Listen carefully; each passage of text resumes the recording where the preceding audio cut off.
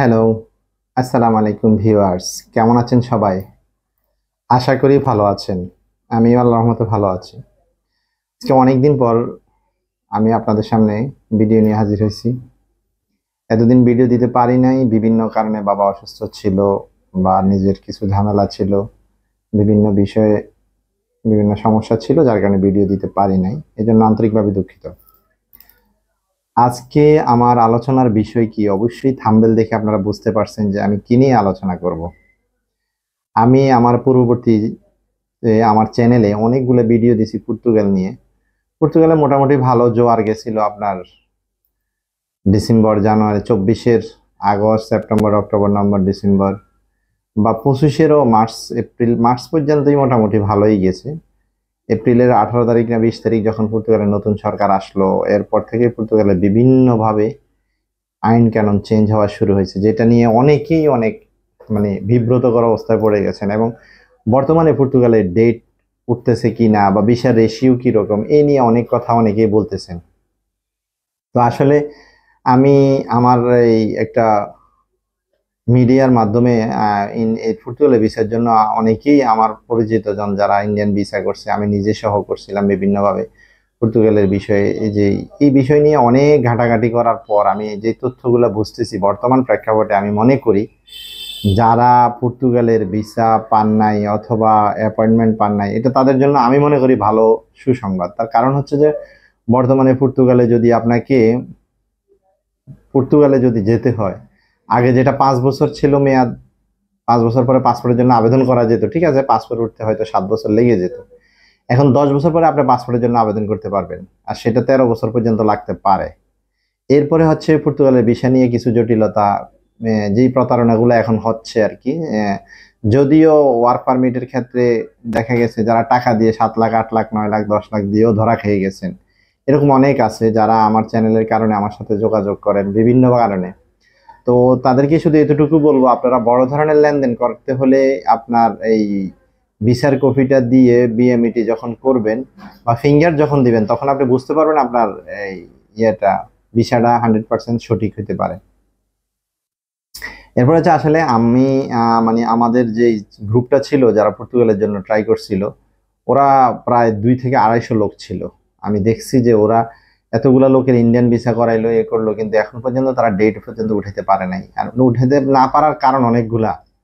এখন ভিসার রেশিও কমে গেছে, 50-এর নিচে এসে গেছে ভিসার রেশিও। আপনাকে গুগলে সার্চ দিলে দেখবেন যে কোন দেশে কত সালে কতগুলা ভিসা দিছে, ওয়ার্ক পারমিট বা স্টুডেন্ট, ভিসার রেশিও চেক করবেন। তো ভিসার রেশিও চেক করলে দেখা যাচ্ছে যে বর্তমানে ভিসার রেশিও অনেক কমে গেছে।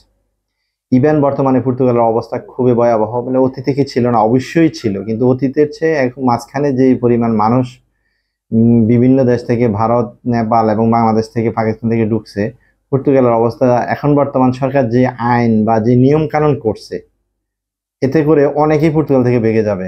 আর কিছুদিন আগে দেখলাম পর্তুগালে এক বাংলাদেশি ব্যবসায়ী ভাইকে অস্ত্র ঠেক দিয়ে দোকান লুট করে ওনাকে মেরে ফেলছে। তো এগুলো আসলে প্রভাব পড়তেছে। যে বিষয়গুলো আমি বলতেছি এটা হচ্ছে যে আমরা আসলে অনেক চেষ্টা, সবাই চেষ্টা করে ইউরোপে যাওয়ার জন্য। আমি যদি এখন এগুলা বলি, অনেক ভাই বলবেন হ্যাঁ হাজার স্বপ্ন নিয়ে মানুষ, আরে ভাই পর্তুগাল গেলেই আপনার জীবন শাইন হয়ে যাবে বা আপনি সার্থকতা হয়ে যাবেন, এই জিনিসটা কিভাবে পাবেন? মূল কথা হচ্ছে যে পর্তুগালের জন্য অনেকেই ট্রাই করে চেষ্টা করছে। এখন যেটা আমি দেখতেছি যে আসলে অবশ্যই উপরওয়ালার সিদ্ধান্তকে আমি মানতে বাধ্য, যে আসলে যাদের হয় নাই তারা, আমার মনে হয় তাদেরকে আল্লাহ বাঁচাইছে।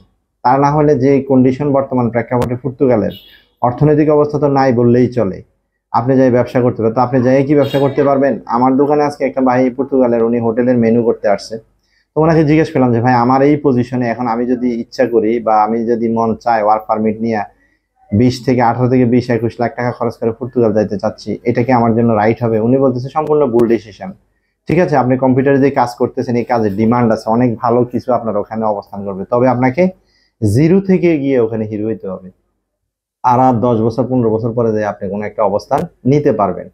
আর আগে তো একটা বিষয় ছিল যে যাই হোক প্রথমবার টিআরসির পরে দ্বিতীয়বারের পরে তৃতীয়বার আপনি ইচ্ছা করলে পাসপোর্টের জন্য আবেদন করতে পারতেন। ইভেন যারা বর্তমানে যারা পাসপোর্ট পায় নাই, বর্তমান প্রেক্ষাপটে 5 বছর মেয়াদ পর যে যারা পাসপোর্টের জন্য আবেদন করবে, তাদেরও একটা স্টেপ আছে 1 থেকে 5 পর্যন্ত। যারা 2 নাম্বার স্টেপে, যারা 3 নাম্বার স্টেপে ছিল, তারা 1 নাম্বার স্টেপে চলে আসছে। ঠিক পর্তুগালের বর্তমান সরকারের যে অধিবাসী আইন যেগুলো আছে এগুলো নিয়ে অনেক বেশি ওনাদের দেশের উন্নয়ন করার জন্য বা বিভিন্ন কারণে ওনারা চিন্তা করে, ওরা মানে আমাদেরকে এতটা ইয়ে করে না। ইমিগ্রেন্ট নন ইমিগ্রেন্ট বিষয়গুলো থাকে বিভিন্ন দেশেই।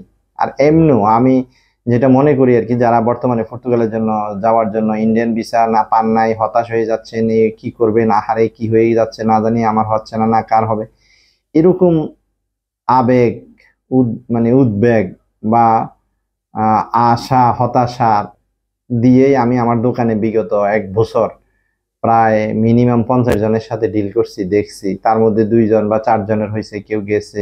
এখনো ভিসা, আসলে ভিসাতেই পাসপোর্ট স্টিকার লাগবে কিনা তাও বলা যাচ্ছে না। ইন্ডিয়াতে এফআরও কইরা মাসকে মাস ছিল, 2 মাস ছিল, 3 মাস ছিল, এরপর অবৈধ হয়ে গেছে, তারপরও ভিসার জন্য অপেক্ষা করছে, এরপরে চলে আসছে। তা আসলে ওভার যে কোনো কিছুই ভালো না। বর্তমান প্রেক্ষাপটে যারা পর্তুগাল যাবেন তারা চোখ কান খোলা রাখবেন, মানে আপনার জন্য পর্তুগাল কিনা এটা আপনি নিজে বোঝেন।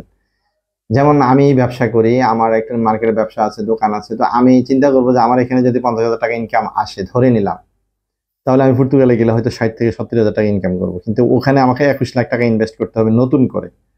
তো আমি যদি ওই 21 লাখ টাকার অর্ধেক টাকা আমি আমার দোকানে ইনভেস্ট করি, তাহলে আমার ইনকাম বেড়ে যাবে মিনিমাম আরো 50%, অর্থাৎ 1 লক্ষ থেকে 1,20,000 টাকা।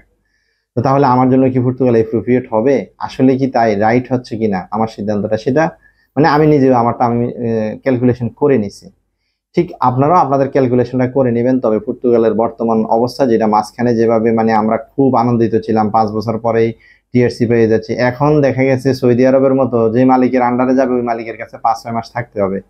আমরা 10 জন বা 5 জনের সফলতার গল্প শুনতেছি, লোক গেছে প্রায় মিনিমাম 50,000।